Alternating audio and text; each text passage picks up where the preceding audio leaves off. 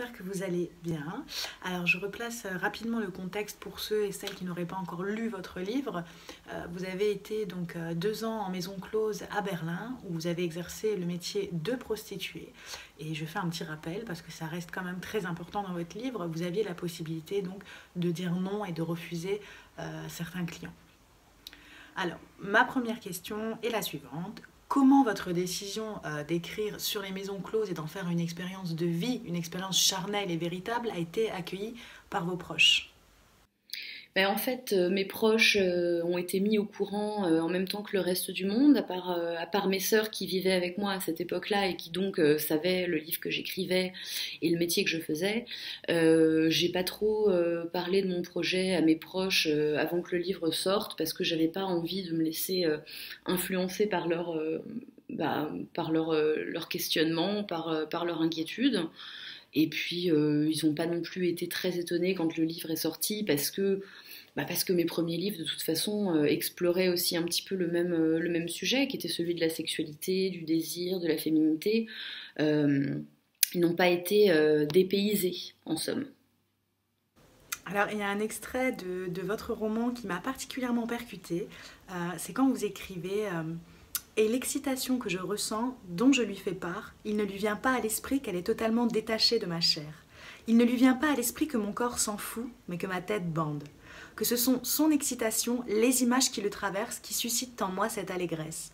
Les femmes baissent pour un tas d'excellentes raisons qui n'ont rien à voir avec le plaisir. Comment un homme pourrait-il le savoir? Est-ce que ce que vous voulez dire par là, dans cet extrait en tout cas, c'est que votre plaisir, vous le trouviez particulièrement en tant que femme, en étant objet de désir, en étant vous-même désirée? Et surtout, quelles sont ces autres raisons dont vous parlez? Parce que c'est quand même intéressant. Alors, le passage que vous citez, il est au tout début du livre. Et c'est vrai que c'est une époque durant laquelle je me pose énormément de questions sur le désir, que ce soit le mien ou celui de l'autre. Et à cette époque-là, j'ai l'impression que mon désir est très inféodé au regard de l'autre, au regard de l'homme sur moi, à tel point que mon plaisir et ma satisfaction et même mon désir quelque part sont un peu secondaires. Je suis fascinée par ce que je crois voir dans les yeux des autres et c'est ça qui construit mon désir, c'est ça qui donne lieu peut-être à un plaisir sexuel quelconque et c'est quelque chose que j'ai appris aussi à tempérer et à analyser et à décortiquer. Maintenant, les raisons que j'évoque, les raisons de faire l'amour qui n'ont rien à voir avec la satisfaction corporelle, je pense que c'est quelque chose auquel la femme a été depuis longtemps conditionnée, c'est-à-dire que le désir de la femme n'est valide quelque part que s'il répond au désir de l'homme, et que donc les femmes sont tout à fait capables par conditionnement de faire l'amour, de se donner pour des raisons qui n'ont rien à voir avec leur désir à elles, que ce soit par exemple garder la paix sociale dans un ménage, ou alors tout simplement le fait que le désir de l'homme et le désir de la femme ne démarrent pas au même endroit, parce que la génitalité est différente, qu'il y a peut-être une manière d'accéder au plaisir qui est plus directe pour les hommes, qui est physiquement plus accessible, plus facile, et je crois que parce que ça me semblait être quelque chose de tellement compliqué, le plaisir, je me suis aussi conditionnée moi-même à trouver mon plaisir dans le plaisir de l'autre, pour me donner l'impression d'une satisfaction. En tout cas, c'était mes questionnements à l'époque, ouais. On retrouve beaucoup de descriptifs dans votre roman. J'ai senti personnellement une urgence du coup à raconter les sensations, les couleurs, les goûts. Et il m'a semblé que les 5 sens étaient parfaitement représentés et que vous en avez tiré quelque chose d'aussi charnel qu'intellectuel. Quel est le sens qui vous a paru justement le plus exacerbé au cours de ces 2 années en tant que prostituée? Et est-ce qu'il vous arrivait de prendre la plume juste après avoir été avec un client?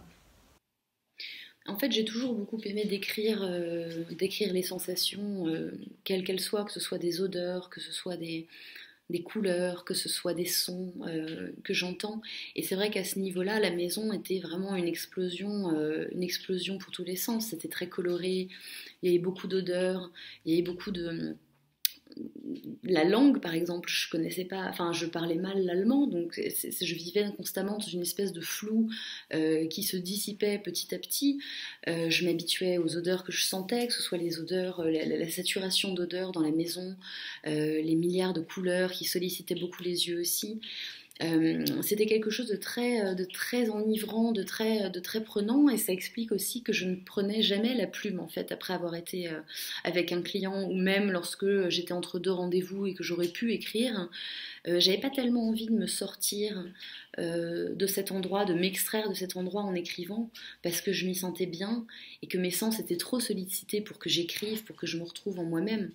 Et puis je n'avais pas cette urgence d'écrire non plus, parce que je savais que les choses importantes dont il fallait que je me souvienne pour les écrire resteraient dans ma tête, et c'est aussi comme ça que je fais le tri. Ce qui reste dans ma tête, c'est ce qui est important d'écrire, je crois. Les réactions à la publication de votre roman ont été aussi dithyrambiques que réprobatrices pour certaines.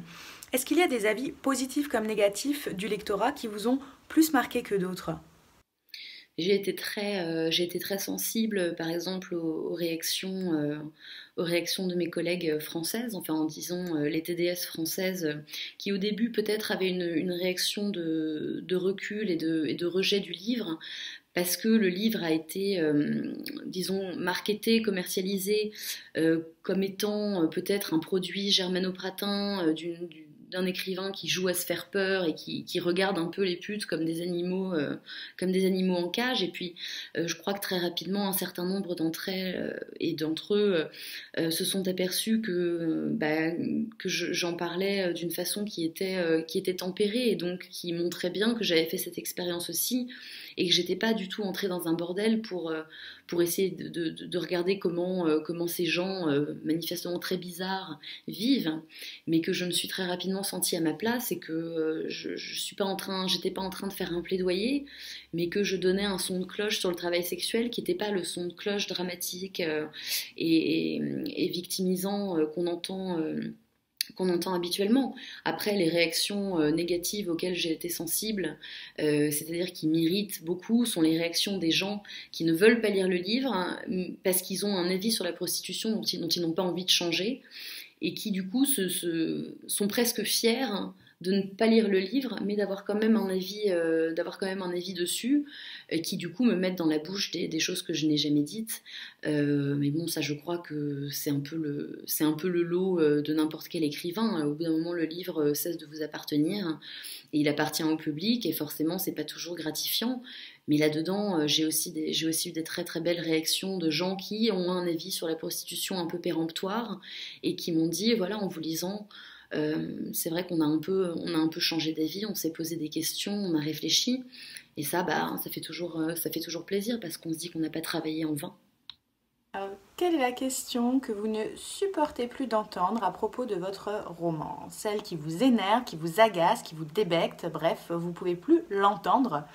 Et au contraire, quelle question est-ce que vous aimeriez qu'on vous pose un petit peu plus souvent ? Alors, la question que je supporte plus, c'est peut-être quand on me demande « Était-il bien nécessaire de faire cette expérience pour écrire ce livre ?» Parce que j'ai toujours l'impression que dans cette question se cache une autre question, qui est: pourquoi ne pas vous être contenté de ce qu'on sait ou de ce qu'on croit savoir sur la prostitution, de la littérature qui existe déjà, des articles qui ont été déjà écrits? Pourquoi ne pas vous être contenté de l'avis péremptoire qu'on a tous sur la prostitution?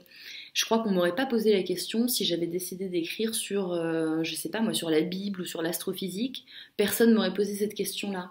Et je trouve un peu scandaleux que finalement la prostitution soit le seul sujet sur lequel on n'a pas besoin de se renseigner, on sait tous très bien ce qui se passe dans le travail sexuel. Et moi je crois qu'en fait personne ne sait réellement ce qui s'y passe à part les concernés. C'est un domaine qui est bardé de préjugés, de légendes, et j'avais tout simplement envie de savoir de quoi je parlais. J'écrirais pas un livre sur l'usine sans y avoir mis les pieds, par exemple. Et concernant la question que j'aimerais qu'on me pose plus souvent, c'est vrai que j'aimerais qu'on me pose plus de questions sur le processus d'écriture, sur la littérature, mais c'est vrai que j'ai choisi un sujet qui éclipse peut-être un petit peu le processus d'écriture, et bon, c'est pas si grave que ça. En tout cas, merci beaucoup Emma d'avoir répondu à mes questions. Vous allez loin dans votre raisonnement et votre livre m'a beaucoup plu en partie pour ça. Il est rempli de questions qui donnent matière à réflexion. J'ai beaucoup aimé de nombreuses phrases, notamment quand vous questionnez sur le fait, quand vous dites « Et où va l'âme des lieux qui ont été si violemment habités ?» C'est très joliment dit. Vous tirez de ce qu'on imagine sordide un souffle poétique entre vulgarisation et subtilité. En tout cas, c'est ce que j'avais marqué dans ma chronique et que je pense toujours à ce jour. Et je conseille vivement de le lire, qu'on soit d'accord ou non, parce que c'est une expérience qui a été vécue pleinement, qui est choisie et qui donne un regard nouveau et un sens autre au métier de prostituée. Voilà, en tout cas, j'espère à bientôt. Encore merci.